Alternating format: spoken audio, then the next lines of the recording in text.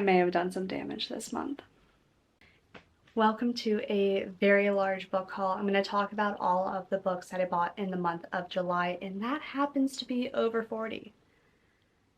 Yeah, not great for my wallet, but fantastic for my happiness and self-love. So let's jump into it. So I think the easiest way to do this video is to break them out by the different genres of what I bought. So we are going to start with fantasy because that actually makes up the bulk of what I bought this month. I haven't read very much fantasy recently, so I'm not sure why I felt compelled to buy so many, but I did. And here we are to talk about it and hope that with the spooky season coming up, I definitely get into a fantasy mood. So first I got in an order from Blackwell's, and I was so excited about this because I read this duology last year and it's about to become a trilogy. I love the UK version so much, and that is Once Upon a Broken Heart and The Ballad of Never After. I am obsessed with these. I love them so much. They are so magical and I feel like perfect for what the actual story is about. I have already read these, but I'm so excited for the third one to come out in, I think, November. So I cannot wait, but I'm definitely going to wait to buy the actual book until I can get the UK version in paperback because they will all look so good together. Next, I haven't read anything by this author yet, but I've heard nothing but good things and I'm really excited to. I've heard that this series just rips your heart out, and I found it actually at my local bookstore, and they buy and sell used books. So I got these for a pretty good price, but the Poppy War trilogy, oh my gosh, I'm so excited about this. And it is the Poppy War, the Dragon Republic, and the Burning God. So I've heard amazing things and can't wait to dive into this and R.F. Kuang's writing. Next, I am kind of embarrassed to say that I have not actually picked up this series, but have heard amazing things about Jennifer L Armentrout. I'm pretty sure that's how it goes. But I found 3 of these actually at Second and Charles and then bought the other one from Target. So I was super excited to get them on pretty much a steal of a price because they are the big kind of floppy paperbacks.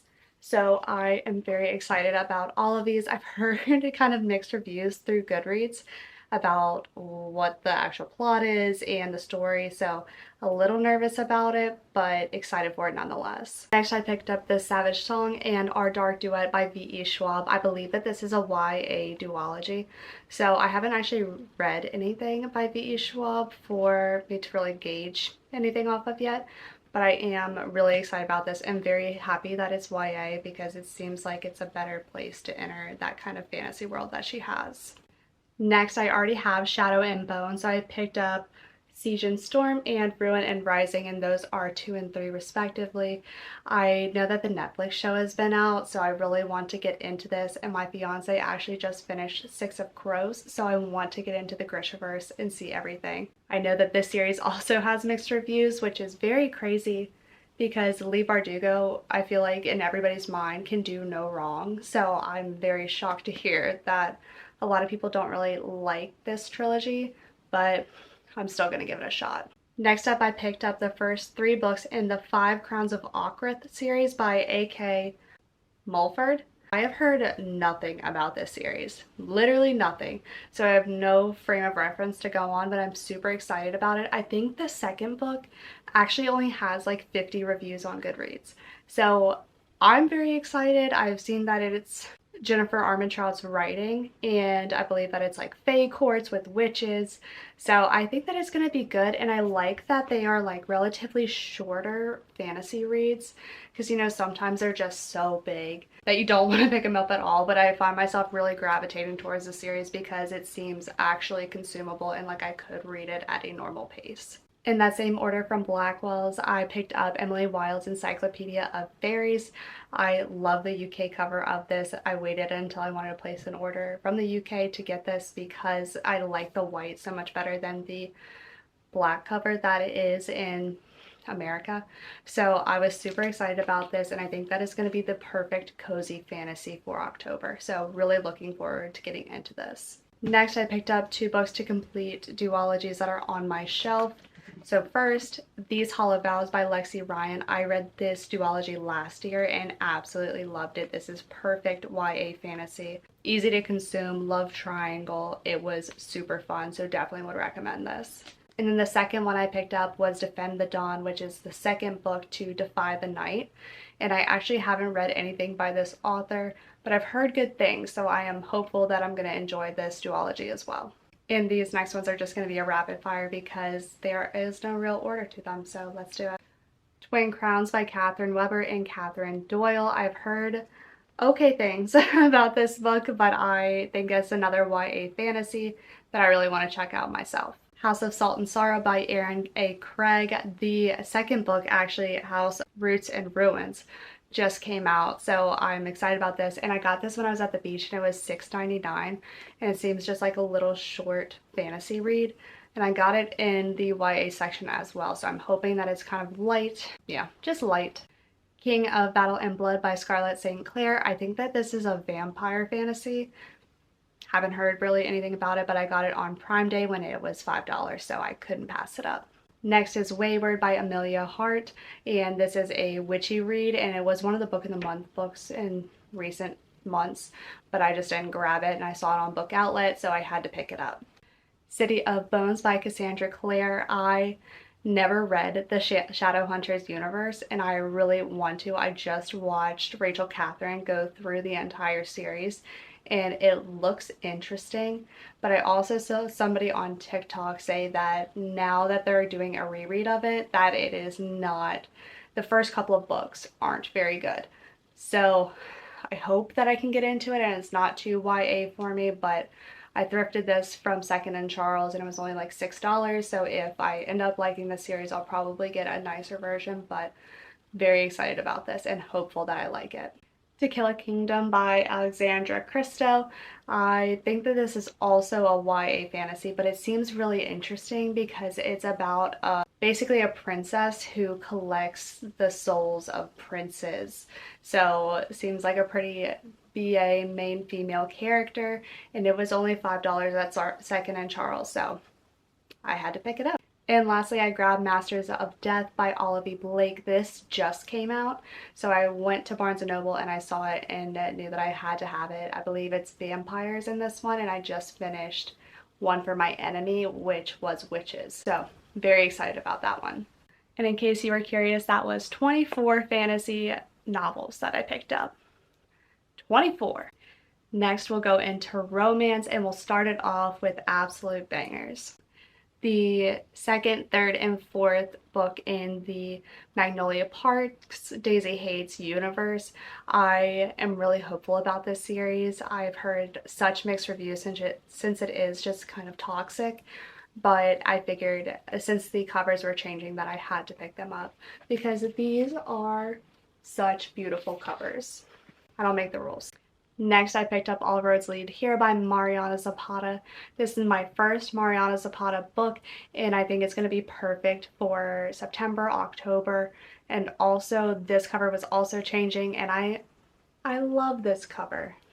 So I grabbed it before they change it. Marriage for One by Ella Mays. This is also the UK cover. This is the discreet cover. So I knew I wanted to pick this one up, and I've heard really good things about this book too, so I can't wait to get to it. Before I Let Go by Kennedy Ryan. I have heard that this book is absolutely heartbreaking, but beautiful at the same time. So I am nervous to be crying through this, but also think it's going to be so moving and impactful. Forget Me Not by Julie Soto. This just came out as well, and I love the cover so much, and then they are planning an event together, and I think it's going to be a cute second chance romance, so I'm very excited about it. The Nanny by Lana Ferguson for when I need just a little bit of spice. I have heard amazing things about this and that it is very spicy, so when I'm in the mood, I'll pick it up. Highly Suspicious and Unfairly Cute by Talia Hibbert. It's a YA romance, so normally I don't gravitate towards YA romance, but I just heard that it really is unfairly cute, so I mean, it was there. I got it. And then at Second and Charles, I found The Confidence of Wildflowers and The Resurrection of Wildflowers. So I think that this is an age gap romance, and I've heard actually a really good review recently from one of my mutuals on TikTok. So I'm so glad that she said good things about it. It makes me even more excited for them.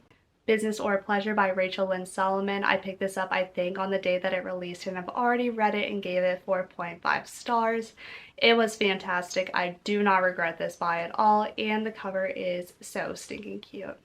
The 7-Year Slip by Ashley Poston. Also, the cover is adorable, and I think that this is going to be another paranormal romance similar to The Dead Romantics, and this is on my TBR for this month because I'm so excited to get to it. And then A Million Junes by Emily Henry.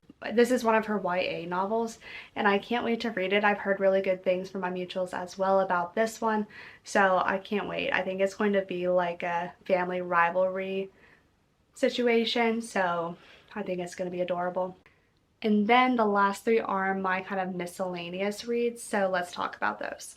First, The Final Gambit by Jennifer Lynn Barnes. It came out in paperback, and I had to go grab it to match all of my other paperbacks of the Inheritance Games series.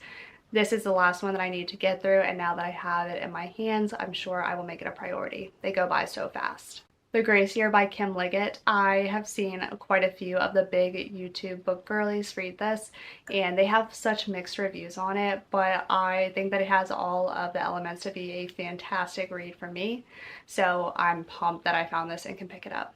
And then lastly, a copy of Red Rising by Pierce Brown. He apparently just does amazing things, and it's kind of short, and it's sci-fi, and I've never read a sci-fi before, so I can't wait to get into this one. And those are all 43 of the books that I ended up buying in the month of July. I hope you all enjoyed going through this with me. I am on a book buying ban in August because that was way too many books for me to be buying, but I was thrifting a lot. There was Amazon Prime Day. There were a few other deals that I took advantage of, so I'm not that mad about it, but I do need to tone it down and actually read some of the books that are on my ever-growing TBR. So stick around if you want to watch me kind of get through all of these, and like, comment, subscribe if you enjoy these videos. So thanks everyone. Bye.